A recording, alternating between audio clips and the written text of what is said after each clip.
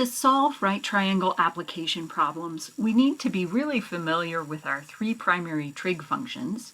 We might need to use the Pythagorean theorem, and we might need to know that the sum of all angles in a triangle is 180 degrees.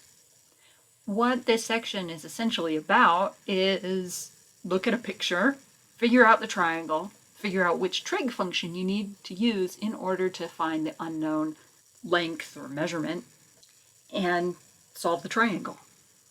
So as a quick refresher, sine, cosine, and tangent are all dependent on what angle you're looking from. So from the perspective of angle A here, the sine is going to be the opposite side divided by the hypotenuse, so A divided by C. The cosine of angle A is the adjacent divided by the hypotenuse. That would be side length B divided by C. And tangent has to do with the opposite and adjacent, A divided by B. All of these application problems have to do with solving some part of a right triangle. So the first step you want to do is to draw a picture. Let's do this problem. This rope attached to this telephone pole is called a guy wire. What we want to do is find the distance from the base of the guy wire to the base of the pole. If you notice, the guy wire, pole, and ground make a right triangle. We want to find this side length down here.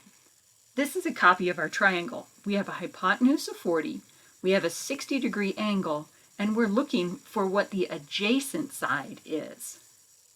Ask yourself what trig function relates the adjacent side and the hypotenuse, and you're going to find that cosine of that angle, cosine of angle A, equals the adjacent divided by the hypotenuse.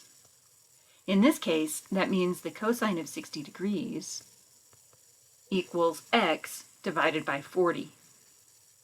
Cosine of 60 degrees is something you could do on your calculator, or you might know the answer already, is 1/2, and then multiply both sides by 40.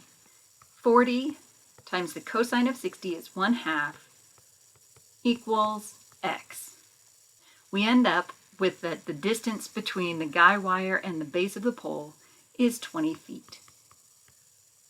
Thank you.